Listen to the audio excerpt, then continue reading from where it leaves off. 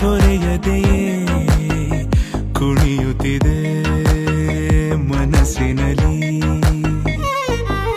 ತಂಗಾಳಿ ಬೀಸೋದು ಹೀಗೆ ಯಾವ ಊರ ಮಳೆಗೆ, ಮಂಕಾಗಿ ಕೂತ ನೀರಲಿಗೆ ಮಾತಂತೆ ಗಾಳಿ ಜೊತೆಗೆ.